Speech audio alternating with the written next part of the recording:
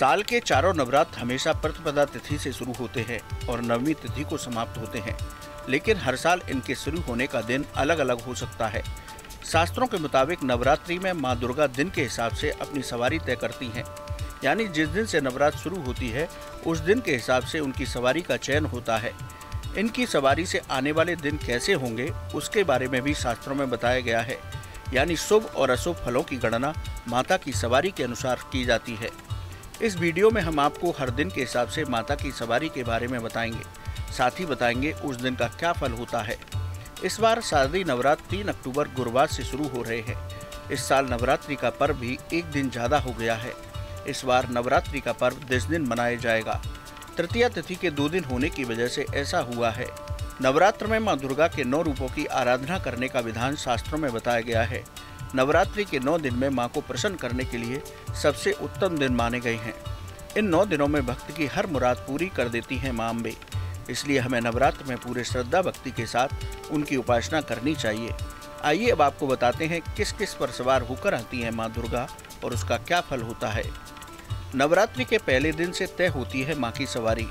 रविवार या सोमवार को शुरुआत हो तो हाथी पर आती हैं। हाथी पर आना शुभ माना जाता है। हाथी की सवारी से अच्छी बारिश के संकेत मिलते हैं, अच्छी फसल होने के संकेत मिलते हैं। मंगल या शनिवार को नवरात्र की शुरुआत हो तो घोड़े पर आती हैं। शासन सत्ता के लिए अशुभ माना जाता है। सरकार को विरोध का सामना करना पड़ता है। देश की राजनीति में बड़ा बदलाव देखने को मिलता है। सत्ता में बदलाव हो सकता है। गुरुवार या शुक्रवार को नवरात्र की शुरुआत हो तो पालकी में आती हैं। देश दुनिया में कई मुश्किलें आती हैं। प्राकृतिक आपदाएं, जनहानि हो सकती है, युद्ध जैसे हालात बनते हैं, अर्थव्यवस्था गिरने लगती है, कोई महामारी आ सकती है। बुधवार से हो नवरात्र की शुरुआत तो नाव पर सवार होकर आती हैं माँ। भरपूर बारिश होती है, अच्छी फसल होने की संभावना रहती है और धन धान्य की वृद्धि होती है। शास्त्रों के मुताबिक जिस दिन शारदीय नवरात्र की शुरुआत होती है उसी के हिसाब से माता के आने की सवारी तय होती है। इस साल शारदीय नवरात्र की शुरुआत गुरुवार से हो रही है। इस बार माता पालकी या डोली में सवार होकर आएंगी। इस वजह से कुछ मुश्किलें आने वाले समय में दिखाई दे सकती हैं।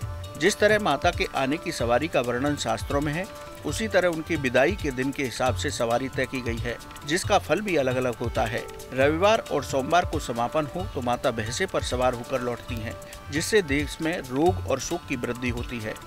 शनिवार और मंगलवार को मां पैदल लौटती हैं, जिसकी वजह से मानसिक अशांति और देश में उथल पुथल जैसे हालात बनते हैं। बुध और शुक्र को माता हाथी पर लौटती हैं, जिससे अच्छी बारिश और अच्छी फसल होती है। गुरुवार को भगवती मनुष्य की सवारी से लौटती हैं, जिससे सुख समृद्धि बढ़ती है। इस तरह माता के आने जाने की सवारी का प्रभाव पूरे देश दुनिया में देखने को मिलता है। लेकिन जो भक्त 9 दिनों में मां की आराधना करते हैं, उनका पूजन विधि विधान के साथ करते हैं, उन्हें इनके अशुभ फलों की चिंता करने की जरूरत ही नहीं। मां की कृपा से उनके जीवन में सिर्फ और सिर्फ आनंद ही आनंद रहता है। कैसी लगी आपको हमारी ये जानकारी, हमें कमेंट बॉक्स में जरूर बताएं।